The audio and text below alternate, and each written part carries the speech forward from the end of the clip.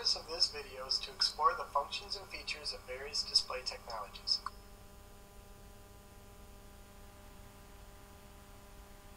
The objectives are to discuss the general overview of LED, VFD, LCD, and OLED technologies, understand how each technology works, learn the advantages and disadvantages of each display type, and see demonstrations of products offered. An LED display is made of surface mount light-emitting diodes on a PCB in an encasement covered by a lens. Light-emitting diodes are solid-state devices in which electrons emit photons when falling into lower energy levels at the diode P-N junction. The wavelength of the emitted light can be selected to achieve nearly any color in the visible spectrum and even non-visible spectrum such as IR.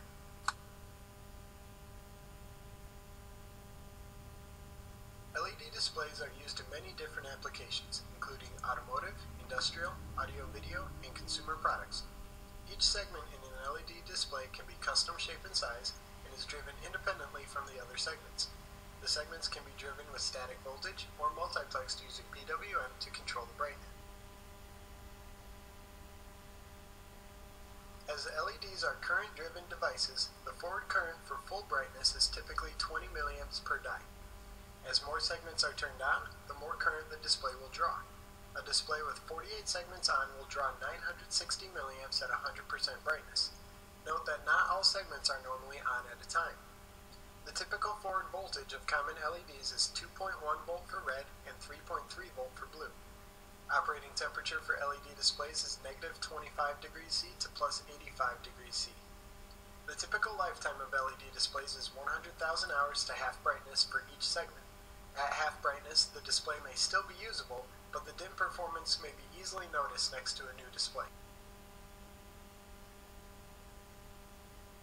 Advantages of LEDs are low cost, high brightness, easy to read in dark or ambient light, wide temperature range, wide viewing angle, custom segments, each segment can be a different color, and ease of use and low processor requirements. Some disadvantages of LEDs are they can have high power requirements directly proportional to the number of on segments, and the custom segments can limit the ability to have dynamic information on the display. In a vacuum fluorescent display, high AC voltage is applied to a tungsten filament in a vacuum between layers of thick glass. When heated, the filament emits electrons toward the grid.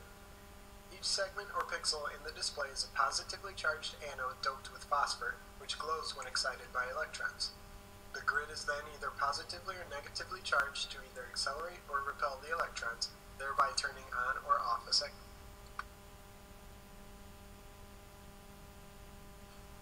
VFDs are used in applications including automotive, industrial, appliances, and audio-video.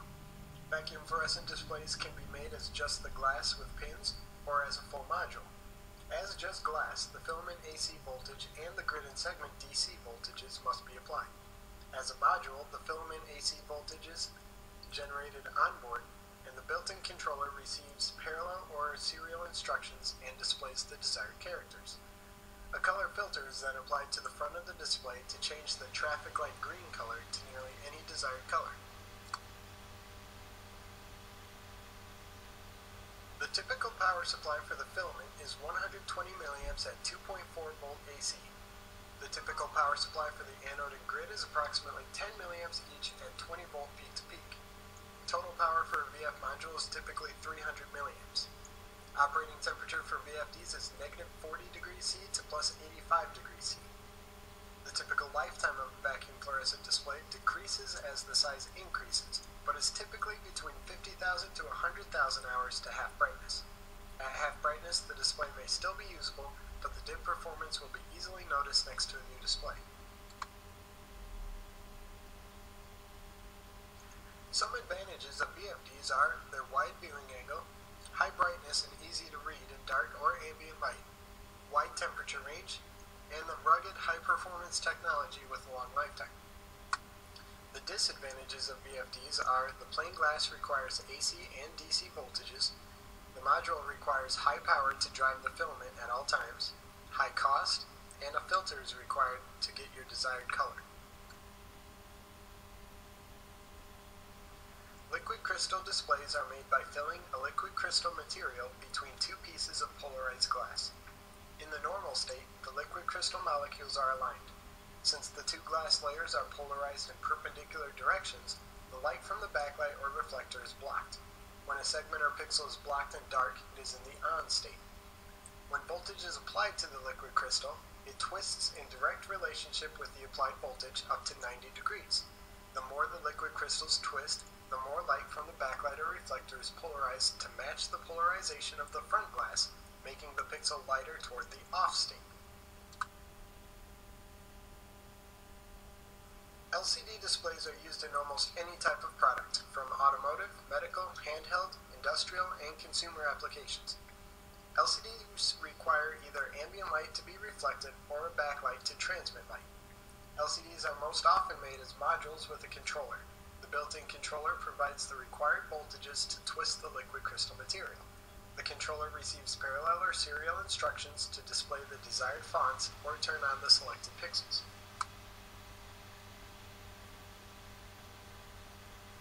LCD displays can be made in custom segment format, dot matrix character up to 4 lines by 20 characters, or full graphic. Character LCDs can have nearly any language of built-in fonts. Graphic LCDs have every pixel addressable, so any feasible character, icon, or picture can be displayed. The typical LCD module requires 5 to 10 milliamps on a 3.0 to 5 volt logic supply. The backlight for a small LCD typically requires 20 milliamps at 3.3 volt DC. The operating temperature for LCDs is negative 20 degrees C to plus 70 degrees C. The lifetime of LCDs is 100,000 hours, and the lifetime of the usual white LED backlight is 50,000 hours to half brightness. Some advantages of LCDs are their low cost, long lifetime, simple and low power and processor requirements. Many options are available for pixel and backlight color.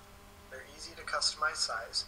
Transmissive, reflective, or transflective modes allow for readability from dark to direct sunlight. Some disadvantages of the LCDs are their low viewing angle, low response time resulting in slow scrolling and animated graphics. The contrast gets dark at high temperatures and lighter at low temperatures, and the response time slows significantly at low temperatures. TFT displays transmit light the same way as the previously described passive matrix LCDs. The difference is that each individual pixel is turned on or off by a small transistor located directly inside the pixel. This active matrix of transistors provides much faster response time performance of each pixel, which allows this display to show real-time information and video. Each pixel on a TFT is actually composed of 3 subpixels, filtered for red, green, and blue light. By adjusting the brightness of each red, green, and blue subpixel, each pixel on a TFT is capable of displaying up to 16.7 million colors. The typical TFT requires 10 milliamps with a 3.3 volt DC logic supply. An LED backlight for a small TFT requires 20 milliamps at approximately 9 volt DC, which can be lowered by dimming. The operating temperature for TFTs is negative 20 degrees C to plus 70 degrees C. The lifetime of TFTs is 100,000 hours, and the lifetime of the usual white LED backlight is 50,000 hours to half brightness. The advantages of a TFT display are the full color display, fast response time capable of true video, and low overall power. The disadvantages of TFTs are their high processor requirements. The available sizes are mostly determined by consumer products, so there's very little customization. And the contrast and response time is also adversely affected by high and low temperatures. OLED displays are made of organic light-emitting diodes. An organic light-emitting diode is a solid-state semiconductor made of organic plastic polymer layers. When current flows, electrons from the cathode move to the emissive layer. Electrons from the conductive layer move to the anode. Electrons at the layer junction fall into holes and emit light. These displays require a built-in controller to provide the timing and voltage levels for the OLED. OLED displays displays can come in many different formats, including dot matrix character up to 4 rows by 20 characters with built-in language fonts, full monochrome graphic type up to 320 by 240 pixels, and up to full color graphic type featuring red, green, and blue subpixels similar to a TFT. OLED displays typically require around 2 milliamps at 3.3 volt per logic supply, but also require around 20 milliamps at 18 to 30 volt DC for contrast. Operating temperature for OLEDs is negative 40 C to plus 85 C.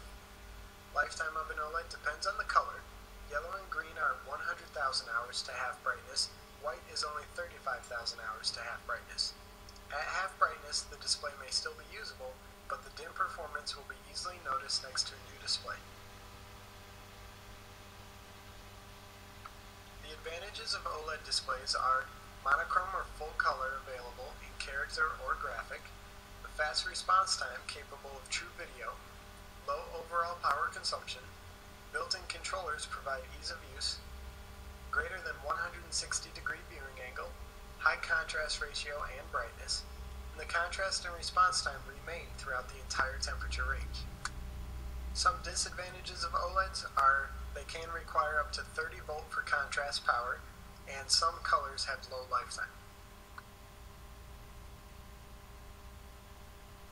While LCDs are the most common display technology, LEDs and VFDs reign supreme in some markets and applications, but the all-around superior performance, ease of use, and visual appeal of the OLEDs is resulting in their greatly increasing market share. For product upgrades and new designs, you should explore which display technology meets all your requirements, and of course, what looks best in your application.